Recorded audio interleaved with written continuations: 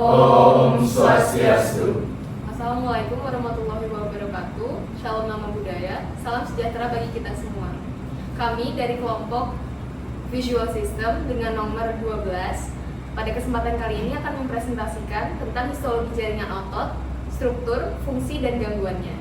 Sebelumnya, perkenankan kami untuk memperkenalkan diri terlebih dahulu dari absen yang paling kecil. Perkenalkan, nama saya Nilo Adenila Chandra Satya Dewi, bisa dipanggil Adenila dengan 3 digit PIN terakhir yaitu 012. Perkenalkan, nama saya Nagung Murabagus Antara Nitra, biasa dipanggil Murabagus dengan 3 digit NIM terakhir 256. Perkenalkan, nama saya Inyo Mananta Wijaya, biasa dipanggil Ananta dengan 3 digit NIM terakhir 030. Perkenalkan, nama saya Dewo Madipusari Mahendra, biasa dipanggil dengan nama Dede, dengan 3 digit NIM terakhir saya 233. Perkenalkan, nama saya Nimade Desia Widya, saya biasa dipanggil Desia Widya dengan 3 digit NIM terakhir yaitu 048.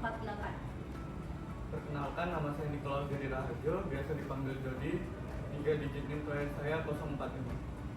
Perkenalkan, nama saya Dia Syawalita Syani, biasa dipanggil Syana dengan 3 digit NIM terakhir yaitu 060. Perkenalkan, nama saya Komang Bagas, biasa dipanggil Bagas dengan 3 digit NIM terakhir saya 188. Perkenalkan, nama saya Kadi Berliana Nanda Santika, biasa dipanggil Ana dengan 3 digit nomor NIM terakhir 084. Perkenalkan, nama saya Chelsea Gracia Ralim, biasa dipanggil Chelsea dengan 3 digit NIM terakhir 102. Perkenalkan, nama saya Jericho Jete Laksana, biasa dipanggil Jericho dengan 3 digit NIM terakhir 142. Perkenalkan, nama saya Rachel Renata Eki, biasa dipanggil Reci dengan 3 digit NIM terakhir 146. Perkenalkan, nama saya Jasmine, biasa dipanggil Jasmine. 3 digit NIM terakhir saya adalah 160. Sekian perkenalan diri dari kami, akan dilanjutkan dengan pemaparan materi. Halo, perkenalkan, nama saya Nila. Pada kesempatan kali ini, saya bersama rekan saya akan mempresentasikan sebuah materi yaitu histologi jaringan otot yang terdiri dari struktur, fungsi, serta gangguan. Adapun materi pertama yang akan saya bawakan yaitu latar belakang. Histologi merupakan cabang ilmu biologi yang mempelajari tentang struktur jaringan otot, di mana histologi berguna dalam mempelajari fungsi jaringan otot manusia, mendiagnosis berbagai macam gangguan otot, dan bagaimana cara mengobatinya.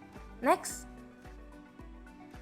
Jaringan otot. Jaringan otot merupakan jaringan khusus yang terdiri dari otot-otot yang berkontraksi untuk membentuk suatu gerakan.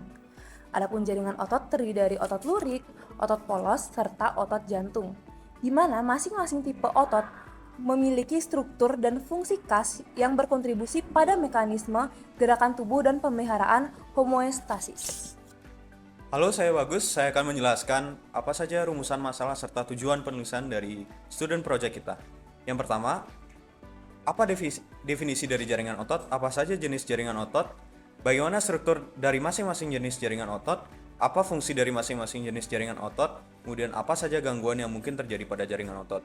Kemudian tujuan dari penulisan kita, yang pertama, mahasiswa dapat mengetahui definisi dari jaringan otot, mahasiswa dapat mengetahui jenis-jenis jaringan otot, mahasiswa dapat mengetahui struktur dari masing-masing jaringan otot, kemudian mahasiswa dapat mengetahui fungsi dari masing-masing jenis jaringan otot, dan yang terakhir, mahasiswa dapat mengetahui gangguan yang mungkin terjadi pada jaringan otot.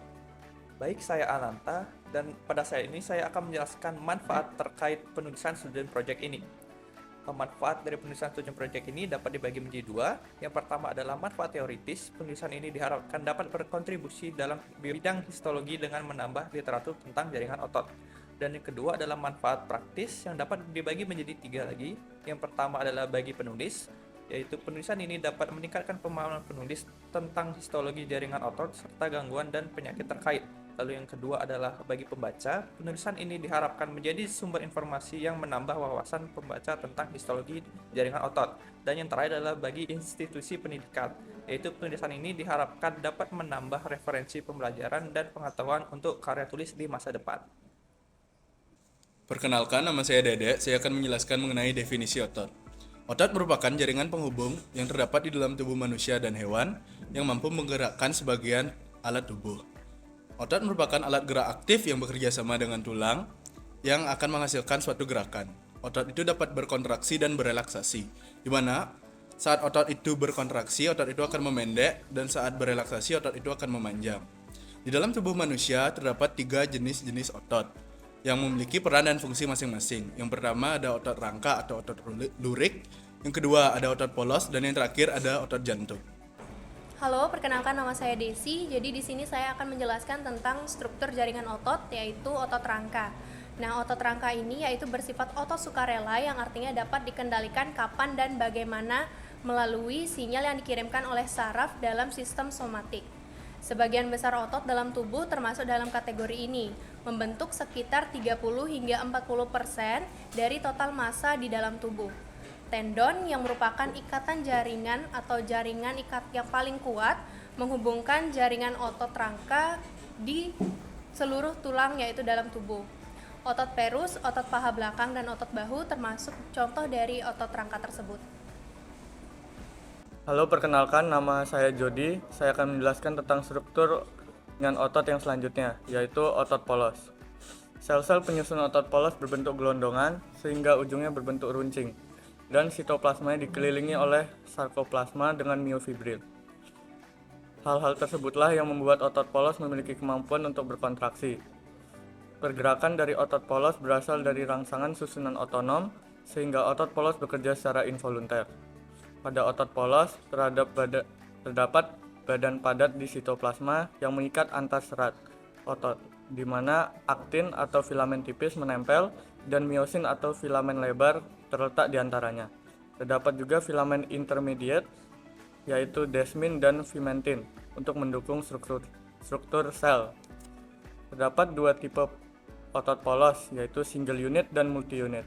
Perbedaannya terletak pada cara kerjanya, di mana sel-sel otot polos unit tunggal atau single unit bekerja secara bersamaan, sementara sel-sel otot polos multi unit bekerja sendiri-sendiri karena beda pergabungan serat, yaitu adanya sambungan celah antar serat, yaitu single unit yang tidak terdapat pada serat multi unit.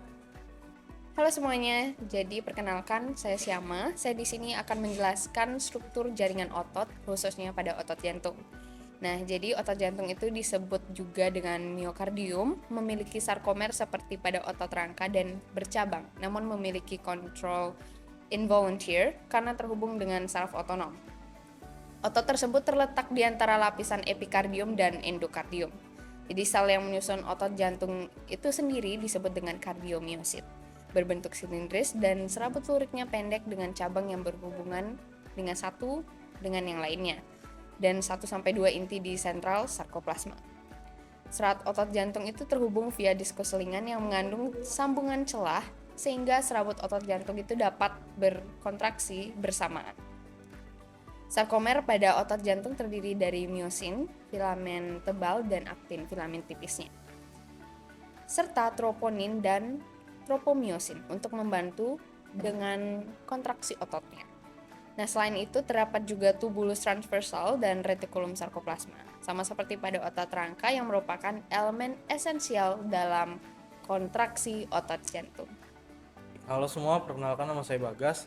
Di sini saya akan menjelaskan tentang fungsi dari jaringan otot. Yang akan saya jelaskan adalah fungsi jaringan dari otot rangka. Otot rangka atau otot lurik memiliki dua fungsi, diantaranya fungsi mekanis dan fungsi metabolik. Namun secara umum, fungsi utama otot rangka adalah menghasilkan gerak dengan kontraksi menjaga postur dan posisi tubuh, menjaga kestabilan sendi dan suhu tubuh, serta berperan penting dalam penyimpanan nutrisi.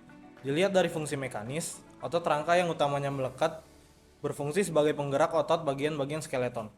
Otot rangka menghasilkan gaya dan tenaga untuk pergerakan dengan cara mengubah energi kimia menjadi energi mekanis.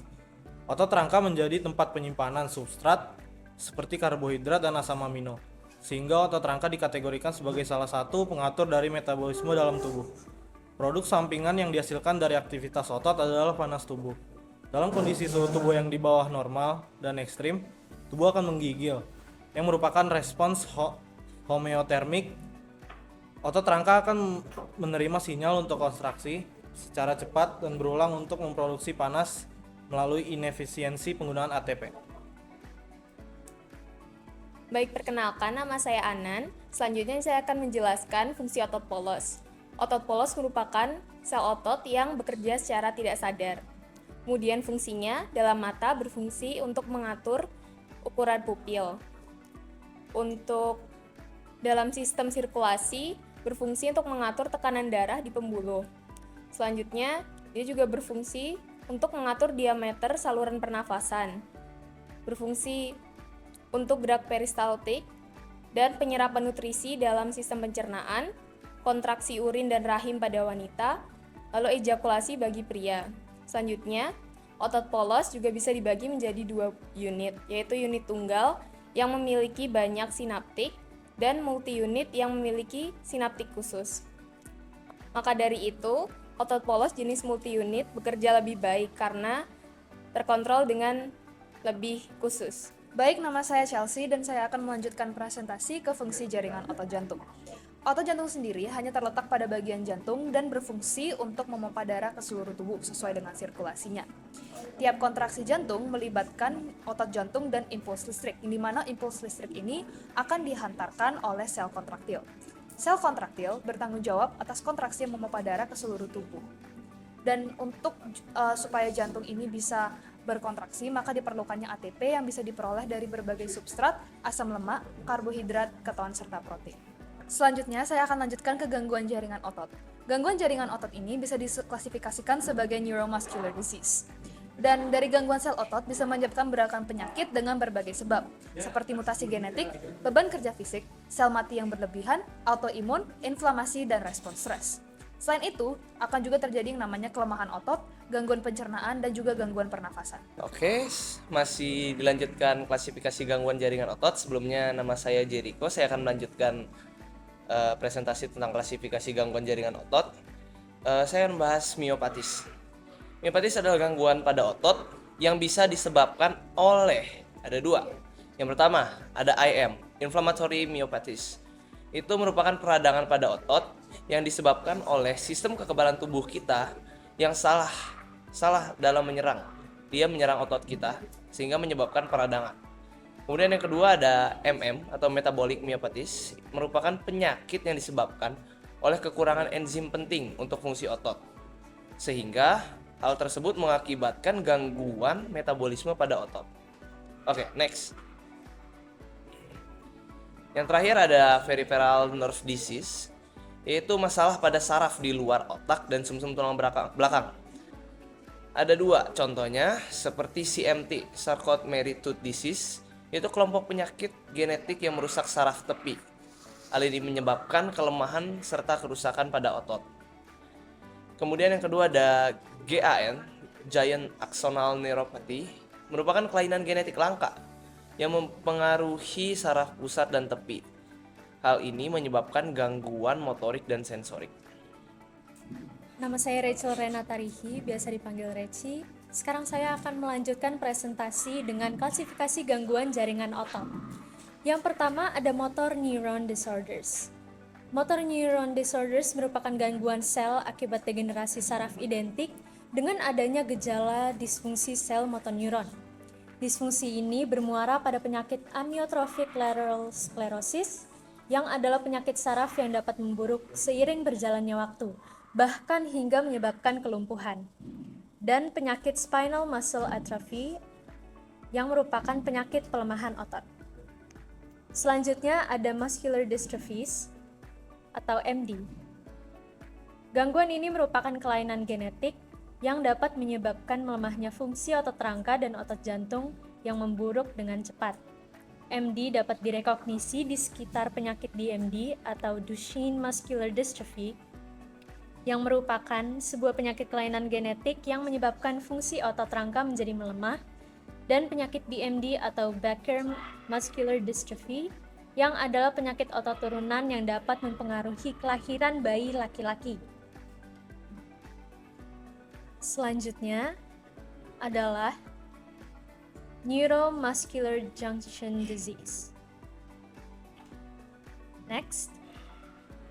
Seperti namanya, penyakit ini berhubungan dengan saraf. Gangguan neuromuscular dapat mempengaruhi saraf yang mengontrol otot-otot tertentu.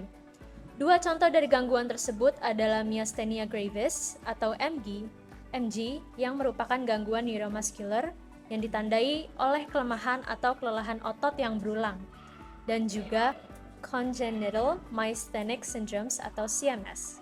di mana sistem kekebalan tubuh membuat antibodi yang memblokir atau menghancurkan banyak situs reseptor otot untuk neurotransmitter yang bernama acetylcholine. Halo semua, perkenalkan nama saya Jesslyn dan saya akan menutup student project ini dengan kesimpulan dan saran. Nah, kesimpulan yang bisa kami ambil adalah histologi jaringan otot adalah ilmu yang mempelajari struktur mikroskopis jaringan otot yang merupakan jaringan lunak terdiri dari sel-sel otot yang berfungsi untuk kontraksi dan menggerakkan tubuh. Jaringan otot terbagi menjadi 3 jenis utama, yakni otot rangka, otot polos, dan otot jantung. Otot rangka merupakan otot yang melekat pada tulang dan memiliki fungsi mekanis dan metabolik. Sedangkan otot polos berbentuk gelondongan dan berfungsi untuk mengatur organ dalam dan menjaga fungsi tubuh. Dan otot jantung yang merupakan kombinasi antara otot rangka dan otot lurik berperan dalam memompa darah ke seluruh tubuh. Saran yang bisa kami ambil dari student project ini adalah berdasarkan hasil penelitian ini dan sebagai tindak lanjutannya, kami merekomendasikan agar penelitian lebih lanjut dilakukan untuk mendalami aspek-aspek tertentu yang belum cukup terpenuhi dalam penelitian ini. Sebagai contoh, penelitian lebih lanjut dapat fokus pada pengaruh variabel yang tidak diteliti dalam penelitian ini, seperti variabel lingkungan yang mungkin mempengaruhi hasil. Sekian presentasi dari kelompok kami. Mohon maaf jika ada salah kata. Kami tutup dengan Parama Santi. Om Santi Santi Santi Om. Assalamualaikum warahmatullahi wabarakatuh. Shalom nama budaya dan salam sejahtera bagi kita semua.